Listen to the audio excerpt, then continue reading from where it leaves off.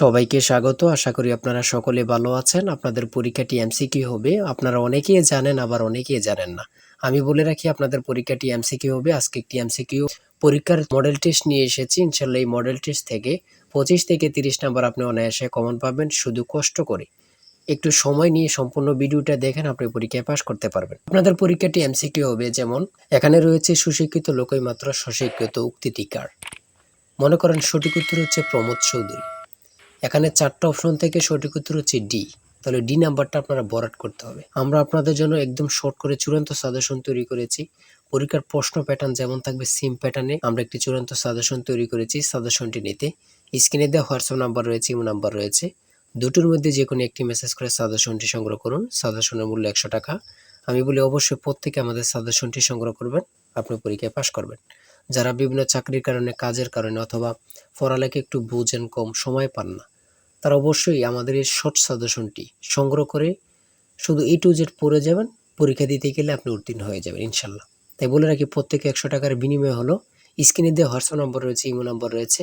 দুটোর মধ্যে যে কোনো একটি মেসেজ করে সাজেশনটি সংগ্রহ করুন। আমি মূল প্রশ্ন প্যাটার্নে চলে যাচ্ছি।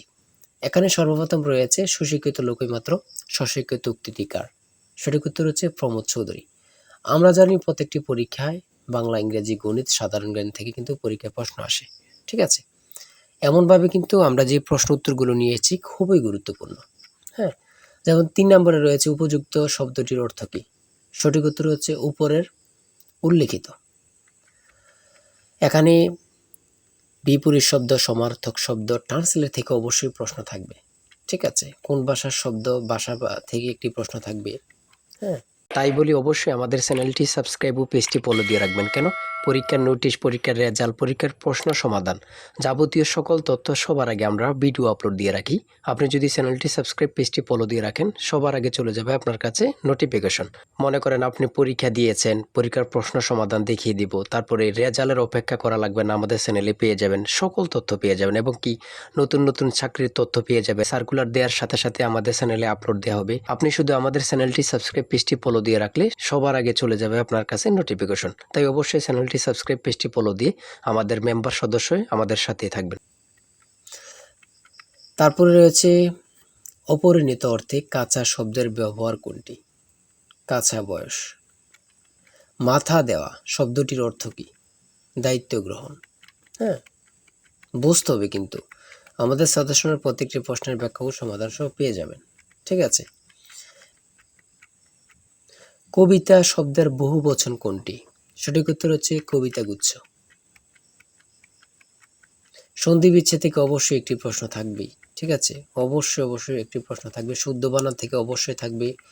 ছন্দনাম থেকে অবশ্যই থাকবে। যেমন 18 নাম্বার রয়েছে বীরবল, কার ছন্দনাম? সেটা হচ্ছে প্রমোদ চৌধুরী। আমার মনে হয় কত পরীক্ষা যে আসছে আল্লাহ ছাড়া কেউ জানে না। ঠিক আছে, অনেক পরীক্ষা আসে এই প্রশ্নগুলো। সমার্থক শব্দ থেকে অবশ্যই থাকবে। ট্রান্সলেট থেকে অবশ্যই থাকবে। হ্যাঁ, প্রিপোজিশন, আর্টিকেল, ভয়েস থেকে থাকে। বিভিন্ন নাউন থেকে অবশ্যই প্রশ্ন থাকবে। ঠিক আছে, আমি বলে রাখি। যারা যারা পরীক্ষা দিবেন প্রত্যেকে আমাদের সাজেশনটি সংগ্রহ করবেন। সিনোনিম অথবা অ্যান্টোনিম থেকে অবশ্যই প্রশ্ন থাকবে। হ্যাঁ,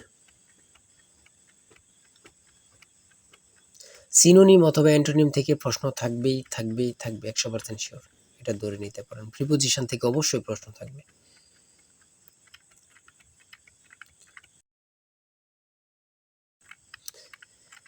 বাংলাদেশের সুপ্রিম কোর্ট মোট কয়টি বিভাগে অথবা বিভাগ নিয়ে গঠিত? সঠিক উত্তর হচ্ছে 2টি।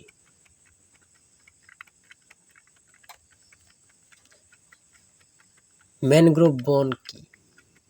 সেটা হচ্ছে উপকূলীয় বন। খুবই গুরুত্বপূর্ণ। বাংলাদেশকে স্বীকৃতি দানকারী প্রথম আরব দেশ কোনটি? খুবই গুরুত্বপূর্ণ, ইরাক।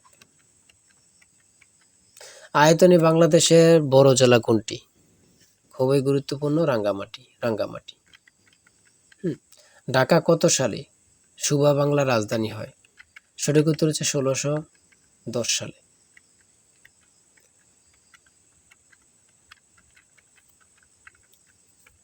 স্বাধীন বাংলাদেশ এ পর্যন্ত কতটি আদমশুমারি অনুষ্ঠিত হয়েছে? বিভিন্ন সদর দপ্তর থেকে একটি প্রশ্ন অবশ্যই থাকবে। বাংলাদেশের সর্বোচ্চ জাতীয় বেসামরিক পদক কোনটি? স্বাধীনতা পদক। ও এখানে আবার থাকতে পারে বাংলাদেশের সর্বোচ্চ জাতীয় পদক কোনটি? স্বাধীনতা পদকই হবে। ঠিক আছে? একটা প্রশ্ন দেখা যাচ্ছে একই প্রশ্ন, কিন্তু এটারে একটু ঘুরিয়ে ফিরিয়ে দেওয়ার কারণে আমরা অনেকেই বুঝতে পারি না। হ্যাঁ?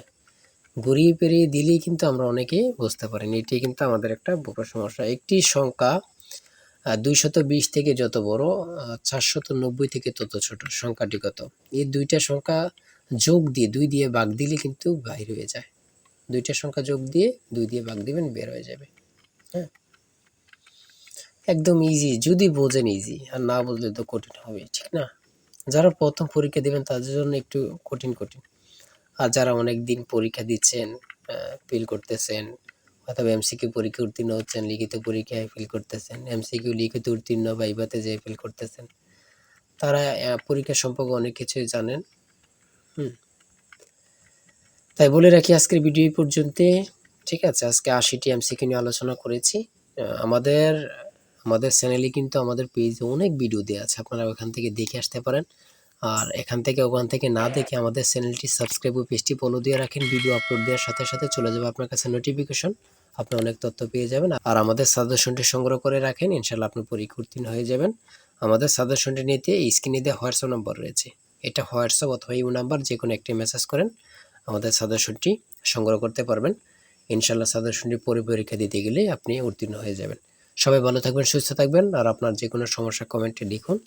আল্লাহ হাফেজ।